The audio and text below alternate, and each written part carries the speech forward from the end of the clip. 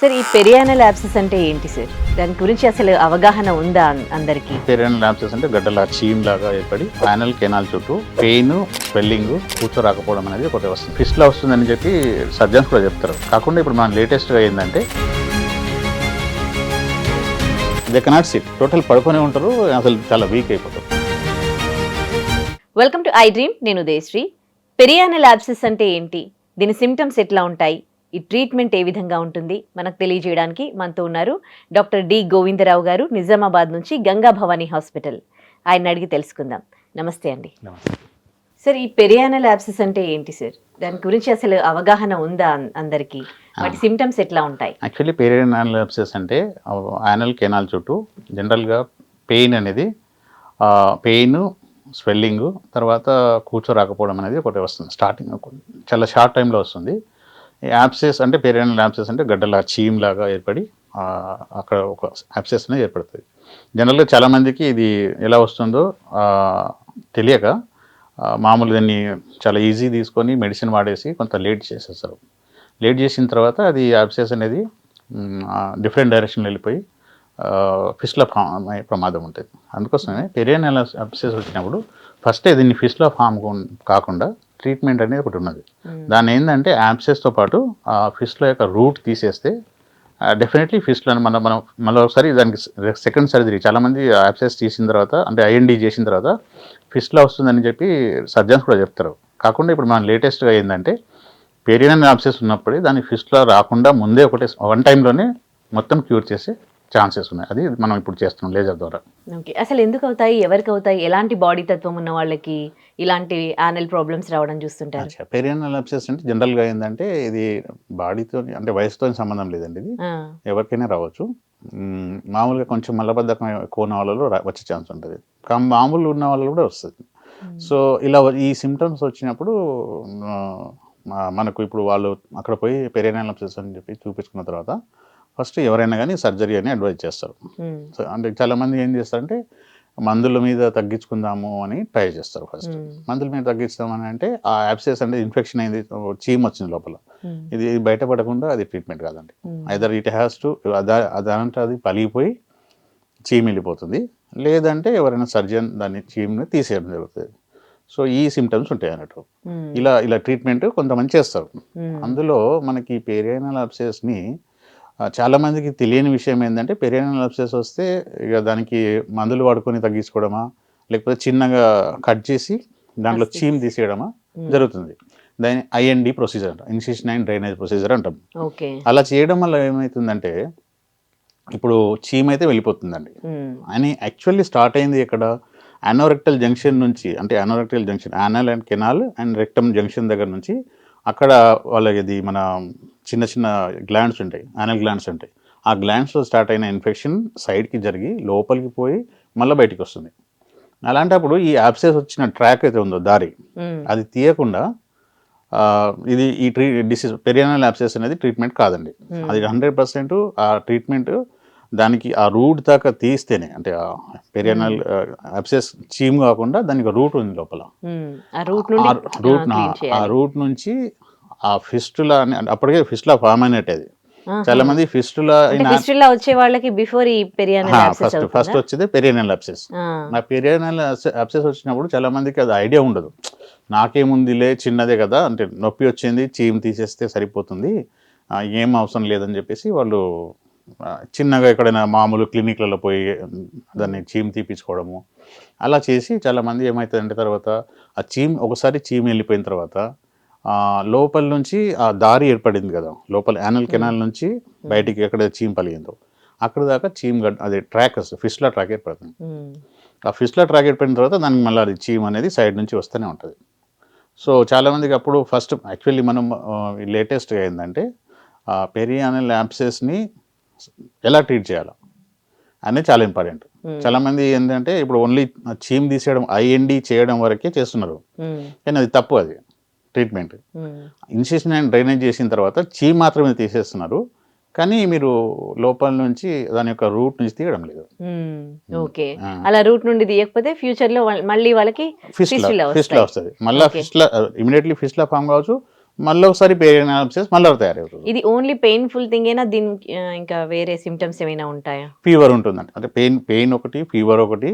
తర్వాత చాలా మందికి పేరియనల్ అబ్సెస్ ని అంటే అసలు పట్టించుకోకపోతే ఆ సెప్టిసిమియా అనేది వచ్చేస్తుంది, ఆ బాడీలోకి ఆ పాయిజన్ అనేది వెళ్ళిపోయి ఆ ఇన్ఫెక్షన్ అనేది ఎటు సైడ్ అని పోవచ్చు.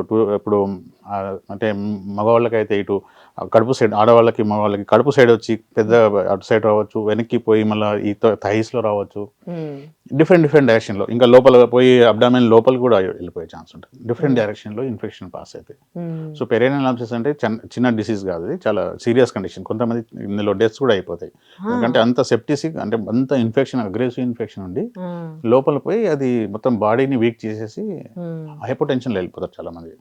పెరియనల్ అబ్సెస్ అంత dangerous disease. Men and women లో సేమ్ ఉంటుంది? మెన్ అండ్ ఉమెన్ లో ఉంటుంది, డిఫరెంట్ డైరెక్షన్స్ లో వెళ్తుంది. మెన్ లో అయితే ఇటు ఇప్పుడు టెస్టిస్ స్క్రూటమ్ అటు సైడ్ వెళ్ళి అక్కడ పడగలచ్చు. ఉమెన్ లో అయితే ఇటు వెజైనా సైడ్ పైన కానీ లేకపోతే పైన పొత్తి గడుపులో కానీ అటు సైడ్ కూడా వచ్చి పలగచ్చు. తర్వాత పెరియనల్ అబ్సెస్ బటక్స్ సైడ్ అటు పోయి అటు కూడా పలగచ్చు. అది అంటే దాని యొక్క ఓపెనింగ్ అది ఎక్కడైనా కూడా బర్స్ట్ అవుతుంది. సో అలా ఓకే, ఎక్కువ అయ్యేంత వరకు కూడా నిజంగానే హాస్పిటల్కి వెళ్ళారు ఏ సమస్య కూడా, ఈ పెరియనల్ అబ్సెస్ అయినప్పుడు కూడా అట్లాగే ఉంటుందా?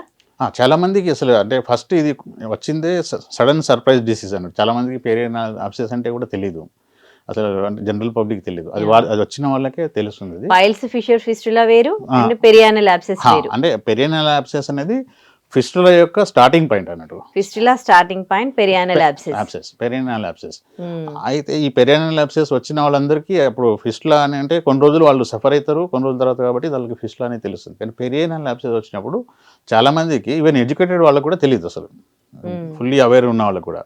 ఆ పెరియనల్ అబ్సెస్ వచ్చిందని అంటే సరే ఇది ఏదో చిన్న నొప్పి కావచ్చు అని చెప్పేసి. ఇది బయటికి వస్తుందా లేకపోతే లోపల అవుతుందా? లోపల కూడా అవుతుంది, కొన్నిసార్లు బయటకు వచ్చి బయట పలుకుతుంది, లోపల మళ్ళీ అనల్ కెనాల్ నుంచి లోపల పోయి లోపల కూడా అంటే ఇంటూ ద రెక్టమ్ సైడ్ నుంచి లోపలికి వెళ్ళిపోతుంది. పేషెంట్ ఆఫ్ పెయిన్ ని ఫీల్ అవుతారు, పెయిన్, ఫీవర్, చాలా సివియర్ పెయిన్ ఉంటుంది, లైక్ అన్ఇమాజినబుల్. కాన్స్టిపేషన్ టైంలో వాళ్ళకి పస్సు రావడం, బ్లడ్ రావడం, అది పస్సు వస్తుంది. కూర్చోడాకు అసలు ఫస్ట్ ఆల్ కూర్చోరాదు, దే కెనాట్ సిట్, టోటల్ పడుకొని ఉంటారు, అసలు చాలా వీక్ అయిపోతారు. ఓకే, దీన్ని నెగ్లెక్ట్ చేస్తే లోపలికి వెళ్ళిపోతుంది. నెగ్లెక్ట్ చేస్తే ఇప్పుడు లోపలికి వెళ్ళిపోవచ్చు, సెప్టిసిమియా కావచ్చు, అంటే లైక్ సెప్టిక్ షాక్ కావచ్చు, లేదంటే అది పలిగిపోయి ఫిస్టులా తయారు కావచ్చు. అసలు ఇంత పెయిన్ఫుల్ కండిషన్ లో వాళ్ళు అసలు నెగ్లెక్ట్ చేయడానికి ఛాన్స్ ఉంటుంది? అసలు నెగ్లెక్ట్ చేసే ఛాన్స్ ఉండదు, కాకపోతే అంత తొందరగా నాకు చాలా మంది అంటే సడన్ గా ఎవరైనా డాక్టర్ దగ్గర పోతే పెరియనల్ అబ్సెస్ ఉంది మీకు సర్జరీ చేయాలంటే నేను నిన్ననే బాగున్నా సార్, నాకేం ఇబ్బంది లేకుంటే ఈ 2 రోజుల్లోనే వచ్చింది నొప్పి అని చెప్పేసి కొంత మెడిసిన్ వాడడానికి ట్రై చేస్తారు సార్. బట్ యాక్చువల్లీ యాంటీబయాటిక్ అనేది అక్కడ రీచ్ కాదు సైట్కి, ఎందుకంటే ఇన్ఫెక్షన్ ఉన్న దగ్గరికి లేదైతే అంటే బాగా పస్సు ఉన్న దగ్గరికి యాంటీబయాటిక్స్ రీచ్ కావండి, ఎందుకంటే బ్యారియర్ లెవెల్ ఏర్పడుతుంది, అది యాంటీబయాటిక్ అనేది అక్కడ రీచ్ కాదు. సో పస్సు తీసే వరకు కానీ అది ఇన్ఫెక్షన్ అనేది పోదండి. అది ఓకే, ఇది అంటే 1-2 days లోనే ఇంత హెవీ అయిపోతుందా లేకపోతే కొంచెం టైం ఆఫ్ పీరియడ్? లేదు, 1-2 days లోనే అంత హెవీ అయిపోతుంది. చాలా మంది అదే అంటారు, సార్ నేను నిన్న మొన్న బాగున్నా, నిన్ననే స్టార్ట్ అయింది నొప్పి, ఇప్పుడే కొంచెం నొప్పి ఎక్కువైంది అని అంటారు. నాకు బ్లీడింగ్ లేదు, ఏం లేదు అంటారు. అంటే అసలు ఈ పెరియనల్ అబ్సెస్ లో బ్లీడింగ్ ఉండదండి. చాలా మంది పైల్స్ కి, ఫిషర్స్ కి ఈ పెరియనల్ అబ్సెస్ కి డిఫరెన్షియేట్ చేయలేక, సో నాకు ఏం ప్రాబ్లం లేకుండే, నిన్నటి దాకా నేను మంచిగా జర్నీ చేసినాను, నేను బండి నడిపించినాను, ఇప్పుడేమో అంత కొంచెం నొప్పి వచ్చింది అంటే అప్పుడు అది చాలా మంది సర్జన్స్ మీరు పెరియనల్ అబ్సెస్ ఉంది, దీనికి ఇన్సిషన్ అండ్ డ్రైనేజ్ చేసుకోవాలి, అంటే చీమ్ తీసేయడం వరకే అది అలాంటివి చేసుకోవాలని సజెస్ట్ చేస్తారు.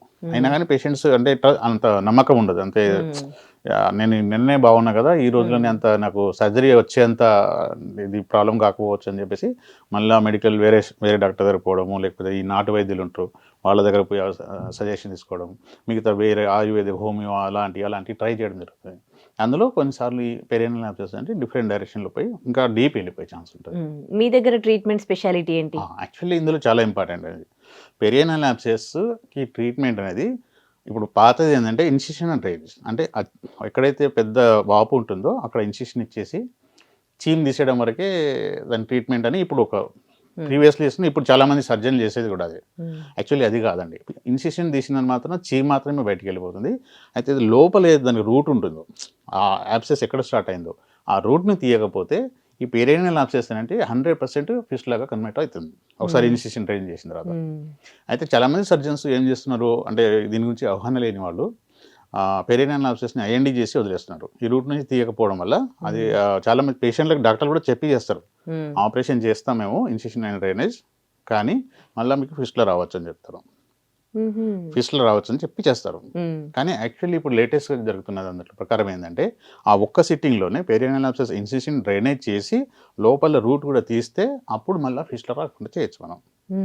ఒకసారి ఫిస్ట్లో వచ్చిందంటే చాలా పెద్ద అంటే ఇప్పుడు ఒకటి సర్జరీ చేసి ఇంకో ఒక 15-20 రోజులు రెస్ట్ చేసుకొని మళ్ళా ఇంకో సర్జరీకి రెడీ కావాలంటారు, అంతే కదా.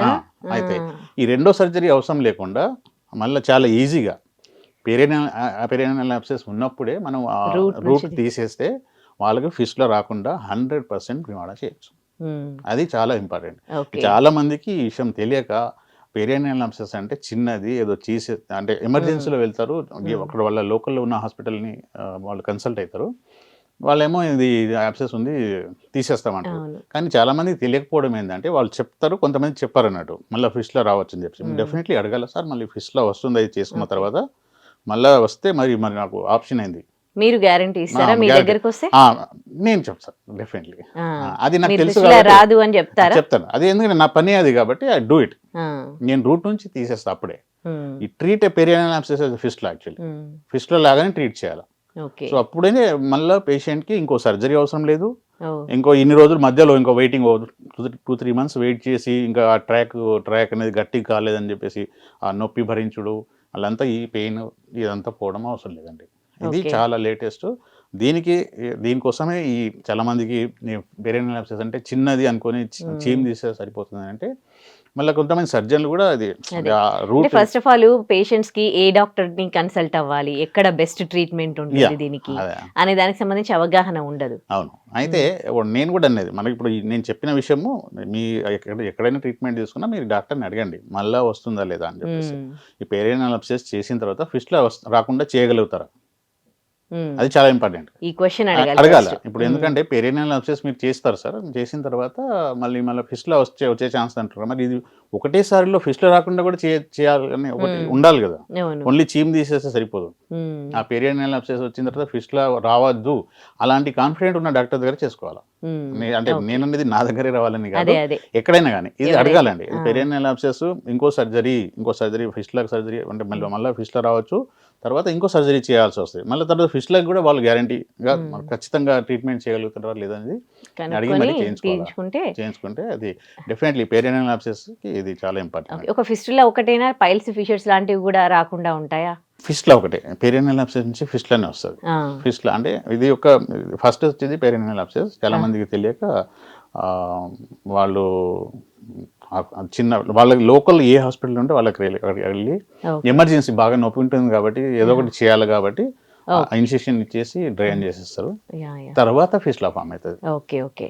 Anyways thank you so much మాకు ఈ పెరియానల్ యాబ్సెస్ గురించి అవగాహన కల్పించి ట్రీట్మెంట్ గురించి తెలియజేసినందుకు థ్యాంక్ యూ.